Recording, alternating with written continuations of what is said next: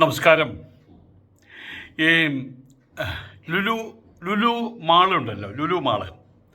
ചില ആൾക്കാർ ഇങ്ങനെ പറയും, നമുക്കൊരു പർട്ടിക്കുലർ സാധനം വേണമല്ലോ, അത് ലുലു മാളിൽ കിട്ടും,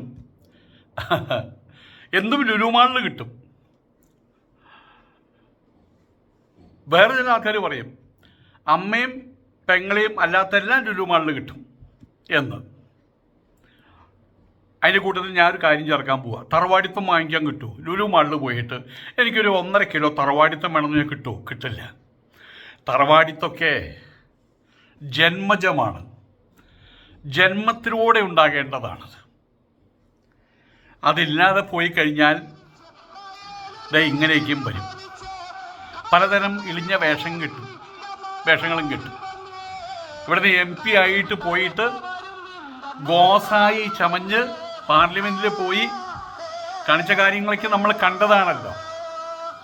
ഈരടിപ്പാട്ടുകൾ, മഞ്ഞന്നായിര് കുഞ്ഞന്നായിര് മഞ്ഞക്കാട്ടിൽ പോയാലും ഇങ്ങനത്തെ പാട്ടും പാടി, ഭാഷ അറിയില്ല, ഒരു കോപ്പും അറിയില്ല, ഒരു പഞ്ചായത്തിൽ മെമ്പറായിരിക്കാൻ പോലും യോഗ്യതയില്ലാത്ത ആൾക്കാരെ പറഞ്ഞയച്ചപ്പോൾ സ്വാമിക്കും എന്തായാലും പ്രശ്നമുണ്ട്. ഇത്തരം ആൾക്കാരോടെ പോയി ഇരിക്കുന്ന സമയത്ത് നമ്മുടെ പാർലമെൻറ്റാണ്. ഇങ്ങനെയുള്ള സ്ഥലങ്ങളിൽ ചില നനഞ്ഞ സാധനങ്ങൾ പോയിരിക്കുമ്പോൾ നമുക്ക് സങ്കടമുണ്ട്. ഏതായാലും ചേലക്കരക്കാരത് ഭംഗിയായിട്ട് അതിനെ ഡിലീറ്റ് ചെയ്ത് കളഞ്ഞു. അത്രയും നല്ലത്. നോക്കുക, ആ പ്രിയങ്കയുടെ വസ്ത്രം നോക്കുക. ഒരുപാട് കാര്യങ്ങൾ എൻ്റെ മനസ്സിൽ പൊന്തി വന്നു അത് കേട്ടപ്പോൾ, അത് കണ്ടപ്പോൾ.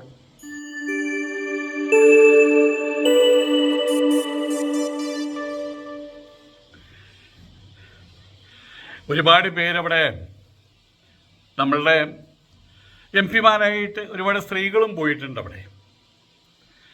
പക്ഷേ ഈ ഒരു പാർട്ടി മാത്രമാണ്. ജയലളിത മുഖ്യമന്ത്രി ആയിരിക്കുന്ന സമയത്ത് അവർക്ക് ഒരുപാട് ത്രട്ടനുണ്ടായിരുന്നു, LTTക്കാരുടെ ത്രട്ടനുണ്ടായിരുന്നു. ആയതുകൊണ്ട് അവരെപ്പോഴും ഒരു ലോഹ പോലെ ഒരു കനത്തൊരു ജാക്കറ്റ് ഇട്ട്, അതിൻ്റെ ഉള്ളിൽ ബുള്ളറ്റ് പ്രൂഫ് ജാക്കറ്റ് വേറെ ഇട്ട് അങ്ങനെ അവിടെ നടന്നിരുന്നത്. അവർ കയ്യിൻ്റെ ഇവിടെ വരെ അവർ ഇതൊക്കെ ഇട്ടാണ്. ജയലളിത വേറെ അത് വേറൊരു ഡ്രാമയാണ്, നമ്മളതിന് താഴെപ്പെടുത്തുന്നില്ല. പക്ഷെ അതുപോലെയാകാൻ ഒരു ഡൂക്ലി ജയലളിതയാകാൻ, ഒരു ഡൂക്ലി ഗോസായി പെണ്ണാകാൻ ശ്രമിച്ചതിൻ്റെ ചരിത്രമാണ് നമ്മുടെ മുമ്പിൽ എപ്പോഴും ഉള്ളത്. നിങ്ങൾ ഇതിൻ്റെ തമ്പനയിലെ ഫോട്ടോ കണ്ടല്ലോ. ഇന്ന് പ്രിയങ്ക ഗാന്ധി അവർ കേരള സെറ്റ് സാരി എടുത്തിട്ടാണ് അവിടെ വന്നത്. കേരള സെറ്റ് സാരി എടുത്താലും പ്രിയങ്ക എടുക്കുമ്പോൾ അതിനൊരു ഭംഗിയുണ്ടാവും. കമലഹാസൻ, ഞാനും 10ലേക്കും പ്രീ ഡിഗ്രിക്കും പഠിക്കുമ്പോൾ കമലഹാസൻ ഒരു ചെക്ക് ഷർട്ട് ഇട്ട് വന്നു, പച്ചയും മഞ്ഞയും കളറായിട്ട്. ഞങ്ങൾ ഉടനെ തന്നെ പോയി ബോംബെ ഡൈയിങ് അവിടെ ഷോറൂമുകളുണ്ട്, അവിടെ പോയിട്ട് ഈ ചെക്ക് ഷർട്ട് ഉണ്ടോ? ആ ഉണ്ടല്ലോ, എടുക്കൂ. അത് മറ്റേ പച്ചയും മഞ്ഞയും കരയുള്ളത് അതുകൊണ്ട് എടുക്കൂ. അത് കൊണ്ടുപോയിട്ട് പ്ലേ ബോയ് ഉണ്ട്, ഫ്ലൈ ബോയ് ഉണ്ട്, അവിടെ പോയി ഇട്ടിട്ട് നമ്മൾ ഓടി വന്ന് കണ്ണാടിയിൽ നോക്കും.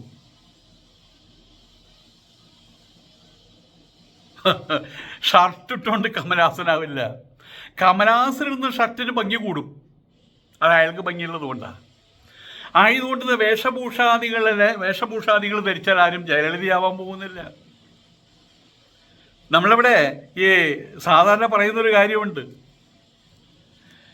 ഈ നാടൻ ഭാഷയിലാണ് പറയണ കേട്ടോ. ഞാൻ തൃശ്ശൂർകാരനാണ്. ഞാൻ ലണ്ടനിലല്ല ജനിച്ചത്, അത് ഞാൻ ന്യൂയോർക്കിലല്ല ജനിച്ചത്. ആയതുകൊണ്ട് എൻ്റെ ഭാഷ തൃശ്ശൂർ ഭാഷയാണ്.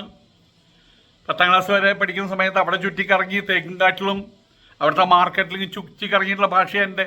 അതിന് കിട്ടിയൊരു ഭാഷയാണ് തൂറാത്തോൺ തൂറുമ്പോൾ തീട്ടം കൊണ്ട് ആറാട്ടെന്ന്.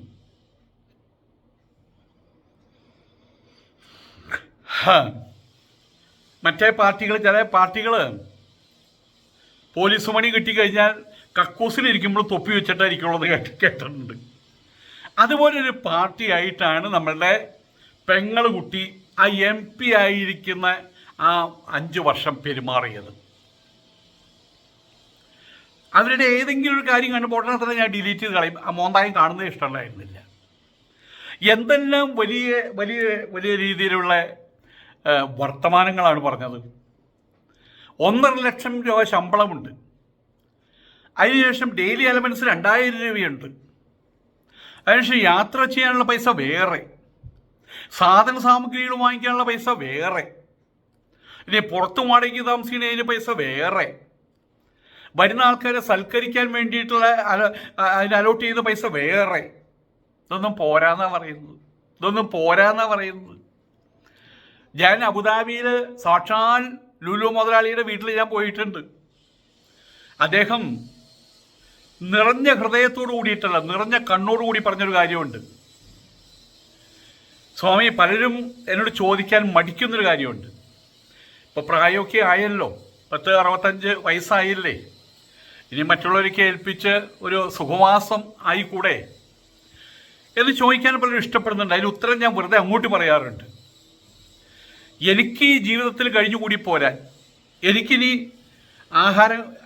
എന്നോട് ആഹാരം ചോദിച്ചു വരുന്നത് എൻ്റെ ഭാര്യ മാത്രമായിരിക്കും. ഞങ്ങൾക്കാണെങ്കിൽ പഴംപൊരിയും ഇഡ്ഡലി, ദോശ, പഴംപൊരി വലിയ അതേ ലോകത്തിൽ കണ്ടിട്ട് ഏറ്റവും നല്ല ആഹാരം പഴംപൊരി. അത് നാട്ടിൽ വരുമ്പോഴാണ് അങ്ങനെ ഏറ്റവും കൂടുതൽ ഇഷ്ടം. അത് അവിടെ വെച്ച് ഉണ്ടാക്കാറുണ്ട്, ഞാനും കഴിച്ചിട്ടുണ്ട്. അതുകൊണ്ട് ഞങ്ങൾക്കൊരു ദിവസം ഒരു 300-400 രൂപ ഞങ്ങളുടെ കാര്യം കഴിഞ്ഞു പോകും. പക്ഷെ ഞാൻ എന്തുകൊണ്ട് വീണ്ടും ഇങ്ങനെ ഓടിച്ചാടി നടക്കുന്നു? 65,000 കുടുംബങ്ങൾക്ക് വേണ്ടിയിട്ട്. ആ കേട്ട സമയത്ത് ഞാനും അവിടെ കണ്ണു നിറയാതിരിക്കാൻ ശ്രമിച്ചു എന്നുള്ളതാണ്. അപ്പോൾ വലിയ ആൾക്കാർ, നമ്മൾ വലിയവരെന്ന് കാണുന്ന ആൾക്കാർ, അവർ സ്വയം മനസ്സിലാക്കേണ്ടത് അവർ ഭൂമിയോളം താഴ്ന്നു. ഞാൻ ഒരിക്കലും ഭൂമിയേക്കാൾ വലുതാവില്ല. നബി തിരുമേനി പറഞ്ഞു, എല്ലാ സ്വർഗങ്ങളും, ഹിന്ദുക്കൾ 7 സ്വർഗത്തെക്കുറിച്ച് പറയുന്നുണ്ട്, എല്ലാ സ്വർഗങ്ങളും അമ്മയുടെയും അച്ഛൻ്റെയും കാൽ കീഴിലാണെന്ന്, പാദപാംസുക്കളിലാണെന്ന്. നമുക്ക് ഇന്ന് കിട്ടുന്ന ഒരു കാര്യം നാളെ ഉണ്ടാവില്ല. എന്നും ഒരുപോലെ ആയിരിക്കില്ല കാര്യങ്ങൾ. ഇപ്പം അത് മനസ്സിലായല്ലോ. ചേലക്കല്ലിൽ പോയിട്ട് ഇളിഞ്ഞ പരിപാടി കാണിച്ചു. അവിടെ പോയിട്ട് മഞ്ഞന്നായിരം കുഞ്ഞന്നായിരം മഞ്ഞക്കാട്ടിൽ പോയാലോ പിന്നെ പറഞ്ഞിട്ട് ഇളിഞ്ഞ പാട്ട് പാടാൻ ശ്രമിച്ചപ്പോൾ എല്ലാവരും കൂടി പൂച്ചക്കുട്ടിയെ ഇങ്ങനെ പിടിച്ചെടുത്ത് തൂത്ത് കളയില്ലേ നമ്മൾ, ശല്യം ഉണ്ടാക്കുന്ന പാല് കെട്ട് കുടിക്കുന്ന അങ്ങനെ. അപ്പം അങ്ങനെയുള്ളതിനെ ആ കഴുത്തിലാക്കി പിടിച്ച് അങ്ങനെ കൊണ്ട് കളയും. നാട് കടത്തിയില്ലേ, കിട്ടിയ അവസരം കളഞ്ഞു കുളിച്ചില്ലേ. ഇവിടെ നമ്മൾ കാര്യം മനസ്സിലാക്കേണ്ടത്, പാർലമെൻറ്റിലേക്ക് പോകുമ്പോൾ വലിയൊരു കാര്യം, അവിടെ സംസാരിക്കാൻ കഴിയണം. നമ്മളെന്തിനാണ് അവിടെ പോണത്? പാർലമെൻറ്റിലേക്ക് എന്തിനാണ് പോകുന്നത്? സിനിമയിൽ അഭിനയിക്കാം. പൃഥ്വിരാജ് വേണ്ടി ഹിന്ദി സിനിമയിൽ അഭിനയിച്ചു. പൃഥ്വിരാജിന് ഹിന്ദി അറിയാം, പക്ഷെ പൃഥ്വിരാജിന് അറിയില്ല, വേറെ ആൾ ഹിന്ദി പറഞ്ഞോളും, ഡബ് ചെയ്യാൻ പറ്റും. പക്ഷെ പാർലമെൻറ്റിൽ പോയി ഡബ് ചെയ്യാൻ പറ്റൂ.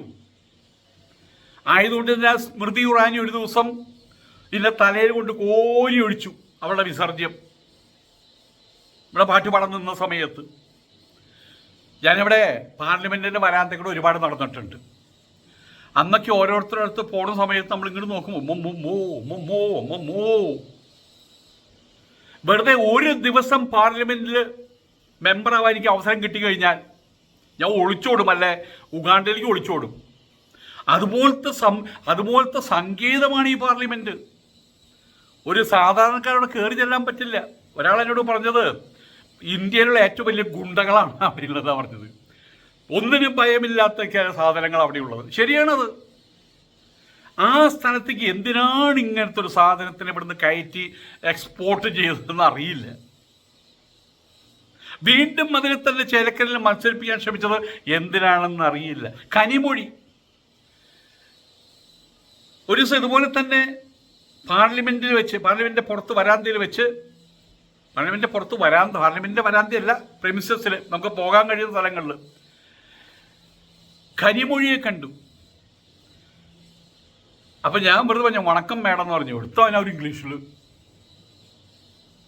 പക്ഷെ ഞാൻ തമിഴിലാണ് മറുപടി പറഞ്ഞത്. തമിഴും മലയാളം കഴിഞ്ഞാൽ കോക്ടൈൽ ഭാഷയിൽ. അപ്പോൾ അവർക്ക് മനസ്സിലായി ഇവന് തലയിൽ ഇംഗ്ലീഷ് കയറില്ലാന്ന്. പക്ഷെ അവരൊക്കെ ഉള്ളവരാണ്, തലയ്ക്കകത്ത് വെളിവുള്ളവരാണ്. ഞാൻ മനസ്സിലാക്കുന്നത്, നമ്മുടെ പ്രിയങ്ക ഗാന്ധിയും രാഹുൽ ഗാന്ധിയും വരുന്ന സമയത്ത് ട്രാൻസ്ലേഷനായിട്ടൊരു സ്ത്രീ വരുന്നുണ്ട്, ഒരു മെല്ലിച്ചൊരു സ്ത്രീ. ഇവർ പ്രസംഗിക്കുന്നത് എന്തൊരു വികാരം പൂണ്ടുകൊണ്ടാണോ ആ വികാരം കൃത്യമായിട്ട് നിമിഷങ്ങളെ കൊണ്ട് ആവാഹിച്ചെടുത്ത് അവരുദ്ദേശകാരി അതിനേക്കാൾ നന്നായിട്ട് പറയുന്ന ആ സ്ത്രീയൊക്കെയല്ലേ പാർലമെൻറ്റിലേക്ക് അയക്കേണ്ടത്. അവരൊക്കെയല്ലേ ചേലക്കരയിൽ മത്സരിപ്പിക്കേണ്ടത്. അവരൊക്കെയും പോയി കഴിഞ്ഞാൽ നമുക്ക് പറയാവുന്നത് ഇവർ ഞങ്ങളുടെ ശശി തരൂരിൻ്റെ വ്യക്തിപരമായിട്ടുള്ള ജീവിതത്തെക്കുറിച്ചുള്ള അഭിപ്രായങ്ങളല്ല ഞാൻ ഇവിടെ പറയാൻ പോകുന്നത്. കോൺഗ്രസ് എന്നുള്ള നിലയ്ക്കുള്ള അഭിപ്രായമല്ല ഞാൻ പറയാൻ പോകുന്നത്. ശശി തരൂര് പാർലമെന്റിൽ പോയി കഴിഞ്ഞാൽ അങ്ങനെയൊക്കെ മറ്റുള്ളവരോട് സംസാരിക്കാൻ അറിയാം. പണ്ട് ഡൽഹിയിൽ ഇന്റർവ്യൂവിന് പോയി, അപ്പോൾ അയാളോട് പഠിച്ചു വെച്ചിരിക്കുക, what is your name, my name is Kunjunni, what is your name, my name is Kunjunni, ഇതൊക്കെ ഇങ്ങനെ പഠിച്ചു വെച്ചിരിക്കുക. അവിടെ ചെന്നപ്പോൾ അങ്ങനെ ചോദിക്കുന്ന അറിയോ, you introduce yourself, you introduce yourself, what is your name, my name is Kunjunni, you are coming from where, you are coming from where, എവിടെയാ നാട് എന്ന് ചോദിക്കുന്നത്. ഐ ആം കമ്മിങ് ഫ്രം തൃശ്ശൂരിൽ എന്ന് പറയുന്ന രീതിയിലുള്ള ഇളിഞ്ഞ ബട്ട്ലർ ഇംഗ്ലീഷുമായിട്ട് അവിടേക്ക് കയറ്റി വിടണം അങ്ങനത്തെ സാധനങ്ങളെ. അപ്പം ഇവർക്ക് എത്രയേ ഉള്ളൂ. സാമ്പാറിനകത്ത് പണ്ട് ഒരു ഇംഗ്ലീഷുകാരൻ ഒരു വീട്ടിൽ വന്നു. ആ വീട്ടിൽ വന്ന് അപ്പം അങ്ങനെ ഇവിടെ ഇഡ്ഡലി സാമ്പാറും കഴിച്ചു. അപ്പം അങ്ങനെ പറഞ്ഞു, ഇത് നല്ല രസമാണല്ലോ, ഇതെങ്ങനെ ഇഡ്ഡലി ഉണ്ടാക്കുക, ഇതെങ്ങനെയാണ് സാമ്പാർ ഉണ്ടാക്കുക, അങ്ങനെ സാമ്പാറിൽ ഇന്ന ചേർക്കണം, ഇങ്ങനെ ചേർക്കണം, അങ്ങനെ ചേർക്കണം, ഇത് രണ്ട് കൂട്ടി ചേർക്കണം, അരയ്ക്കണം, അതൊക്കെ പറഞ്ഞു കൊടുത്തു. അവസാനം കായത്തിൻ്റെ പൊടി അപ്പോൾ എടുത്ത് മണപ്പിച്ചപ്പോൾ അതിനൊരു മണമുണ്ട്, നാക്കിൽ വെച്ചപ്പോൾ അത്ര വലിയ രുചിയല്ല ഉള്ളത്. അപ്പോൾ ഇതെന്തിനാ ഇടുന്നത് വെച്ചപ്പോൾ അവർ പറഞ്ഞു, ഇത് വലിയ കാര്യമൊന്നുമില്ല, മണപ്പിക്കാൻ വേണ്ടിയിട്ട്, മണത്തിന് വേണ്ടിയിട്ട് ഇടുന്നതാണ്. എനിക്കത് ഇപ്പോൾ ഓർമ്മ വരിക. ഈ സാധനത്തിന് അവിടെ അയച്ചത് മണത്തിന് വേണ്ടിയിട്ടാണോ, പല ആർക്കെങ്കിലും മണപ്പിക്കാൻ വേണ്ടിയിട്ടാണോ? വേറൊരു കാര്യം ഇതിന് ചെയ്യാനില്ല, അവിടെ പോയിട്ട് തുറന്ന് സംസാരിക്കാനില്ല.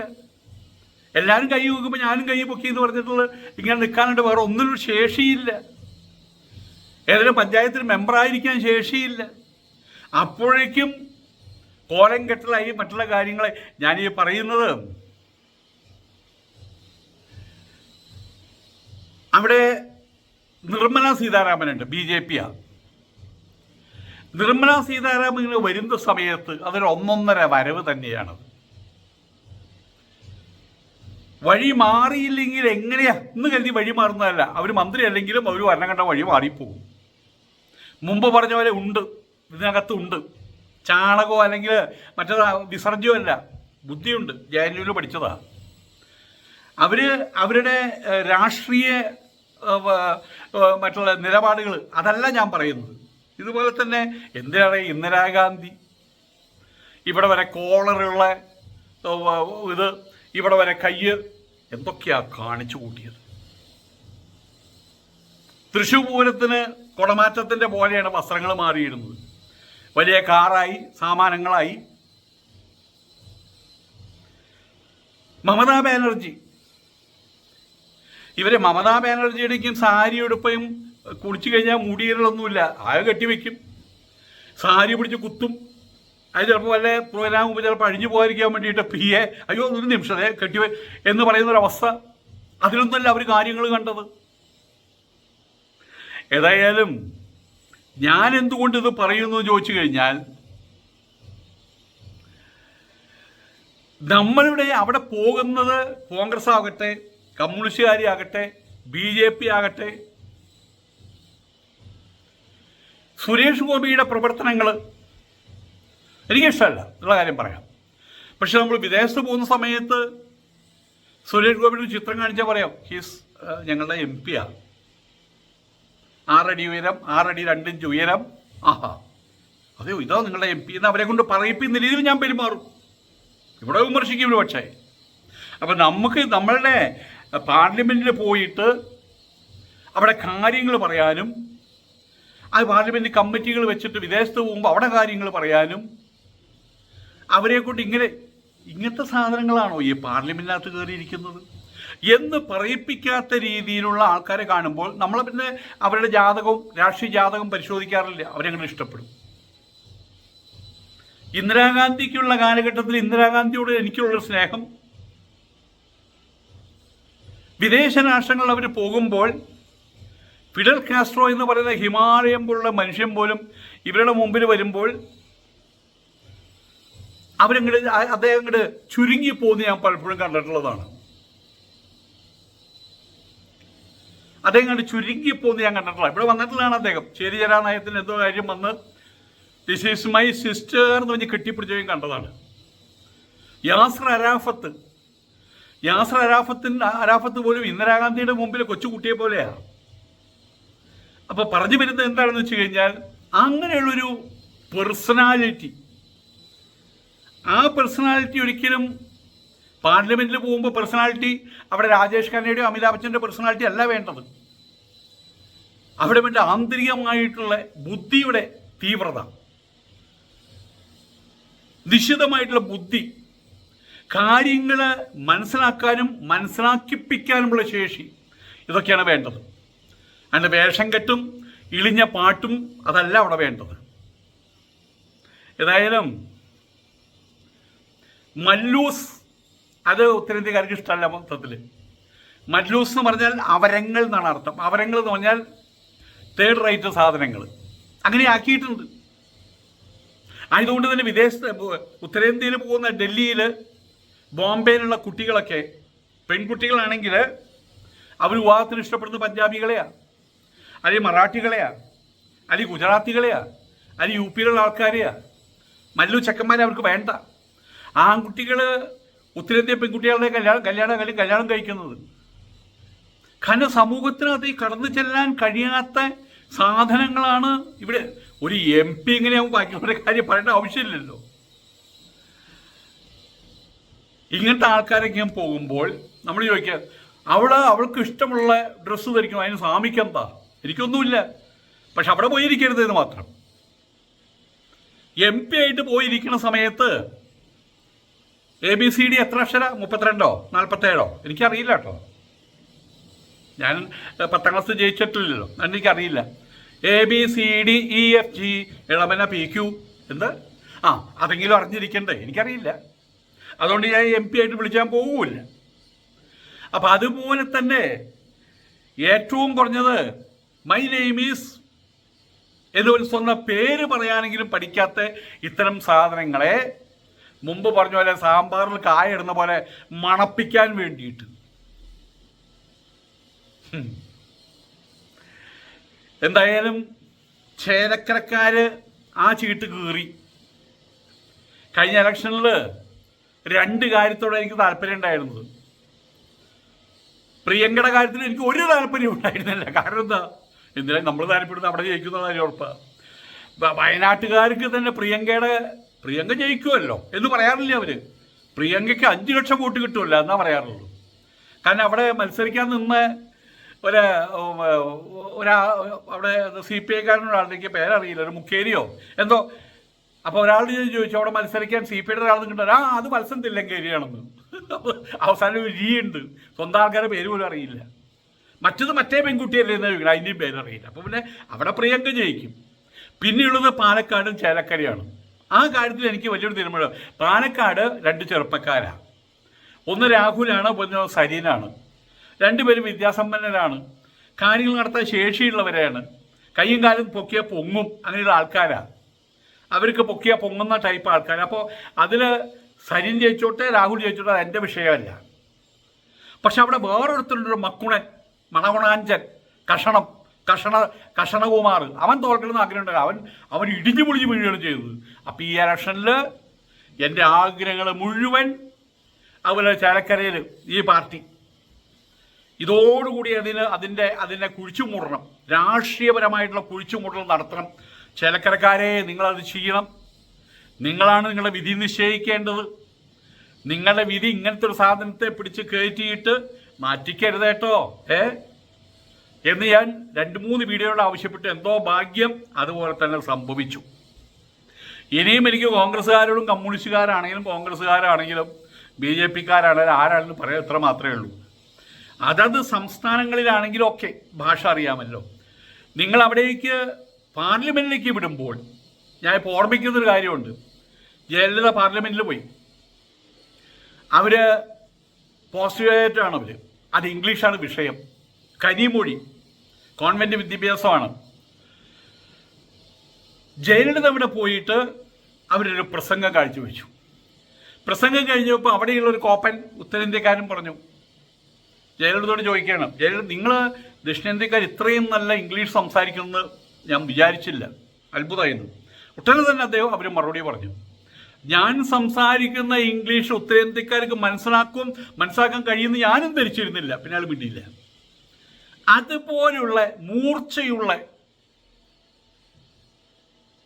ഇങ്ങനെയുള്ള നനഞ്ഞ സാധനങ്ങളെല്ലാം പറഞ്ഞു വിടേണ്ടത്. ഏത് പാർട്ടിയായാലും എനിക്ക് അവരോട് പറയാനുള്ളൂ, കാണാൻ കൊള്ളാവുന്ന ചരക്കുകളെല്ലാം കയറ്റി അയക്കേണ്ടത്, തലയ്ക്കകത്ത് വെളിവുള്ള ഇന്ത്യൻ രാഷ്ട്രീയം അറിയാവുന്ന, അവിടെ ഏത് സ്മൃതി ഇറാനിയാണ്, ഏത് നരേന്ദ്രമോദി ആണെങ്കിലും, ഏത് അമിത്ഷാ ആണെങ്കിലും, ആരാണെങ്കിലും അവിടെ ഇരിക്കുമ്പോഴേയും മുഖത്തേക്ക് വർത്തമാനം പറയാൻ കഴിവുള്ള മറ്റേ ഇവിടെ നിന്നൊരു പെൺകുട്ടി പോകുന്നതിൻ്റെ പേരൊക്കെ ഞാൻ മറന്നുപോയി, നമ്മളുടെ മമതാ ബാനർജിയുടെ നാട്ടിൽ നിന്ന് എന്തായാലും പറയുക, അവർ തൃണമൂൽ കോൺഗ്രസിൻ്റെ പെൺകുട്ടിയാണ്. അവരേക്ക് പ്രസംഗിക്കണം കേട്ട് കൊതിച്ചിട്ടുണ്ട് വാസ്തവത്തിൽ. എന്തായാലും ഈ ചിത്രം കണ്ട സമയത്ത് എനിക്ക് ഓർമ്മ വന്ന ഇന്ദിരാഗാന്ധിയെയാണ്. UP-യിൽ പ്രസംഗിക്കുന്ന സമയത്ത്, പ്രിയങ്ക പ്രസംഗിക്കുന്ന സമയത്ത് എപ്പോഴും അവിടെ ഇന്ദിരാഗാന്ധിക്ക് ചെയ്യുന്ന പറയാം. അവർ പലരും ഇന്ദിരാഗാന്ധി മരിച്ചിട്ടുള്ളത് തന്നെ അറിഞ്ഞിട്ടില്ല. അവിടെ ബീഹാറിലും ഒഴിക്കും ഇവർ കയറിയ ഇന്ദിരാഗാന്ധിക്ക് ഇവരുടെ പേര് അവർക്ക് അറിയില്ല. ഇന്ദിരാഗാന്ധിക്ക് ജയ് വിളിക്കത്രേ. ഒന്നാമത് ഇവരെ കണ്ടു കഴിഞ്ഞാൽ ഇന്ദിരാഗാന്ധി എന്ന് തോന്നും, അത് വേറെ കാര്യം. അതോടൊപ്പം തന്നെ ഇന്ദിരാഗാന്ധി ഇന്ത്യയിൽ കേരളത്തിൽ വരുന്ന സമയത്ത് പലപ്പോഴും ഈ സെറ്റ് സാരി ഉടുത്തിട്ടുണ്ട്. കരുണാനിധിക്കുള്ള കാലഘട്ടത്തിൽ അവർ ആ സെറ്റ് സാരി എടുത്തു തന്നെ കണ്ടപ്പോൾ സത്യം പറഞ്ഞു കഴിഞ്ഞാൽ മനസ്സിലൊരു നീറ്റലാണ് അനുഭവപ്പെട്ടത്. അത് സന്തോഷം കൊണ്ടാണോ, അവരുടെ ജീവിതത്തിലെ ദുഃഖപൂർണമായിട്ടുള്ള അവസ്ഥകൾ അതൊക്കെ ആലോചിച്ചിട്ടാണെന്ന് അറിയില്ല. മനസ്സിലായിട്ട് വല്ലാത്തൊരു അങ്ങനെ എന്തായാലും പറയുക തരളിതമായി എന്ന് പറയില്ലേ, ഇത് നമുക്ക് അഭിമാനിക്കാം. പ്രിയങ്ക കോൺഗ്രസ്സുകാരി ആയതുകൊണ്ടോ നാളെ ഇനി BJP-കാരി ആകാൻ പോകുന്നു അങ്ങനെ വല്ല ഉണ്ടേ അതുകൊണ്ടോ അല്ല ഇതൊന്നും വേണ്ട ഞാൻ കമ്മ്യൂണിസ്റ്റുകാരി ആകുമ്പോൾ അതുകൊണ്ടൊന്നല്ല ഞാൻ പറയുന്നത്. പ്രിയങ്ക എന്ന് പറയുന്ന ആ പേഴ്സണാലിറ്റി, നമ്മൾ തനത് വസ്ത്രം ധരിച്ച് സെറ്റുമുണ്ട് ധരിച്ച് അവിടെ കയറിയ കണ്ട സമയത്ത് ഭയങ്കരമായിട്ടുള്ള അഭിമാനം തോന്നി എനിക്ക്. ടെറിബിൾ എനിക്ക് അഭിമാനം തോന്നി വാസ്തവത്തിൽ, ഭയങ്കര അഭിമാനം തോന്നി എനിക്ക് വാസ്തവത്തിൽ അത് കണ്ട സമയത്ത്. മറ്റത് കണ്ട സമയത്ത് തൂറാമുട്ടി അതാണ്ടായിരുന്നു, പറയാതിരിക്കാൻ വയ്യ, അതുകൊണ്ട് പറഞ്ഞത് മാത്രം. മറ്റേ പെങ്ങളുകുട്ടിയുടെ പ്രകടനം കണ്ട സമയത്തൊക്കെ തൂറാമുട്ടി അതാണ്ടായിരുന്നു.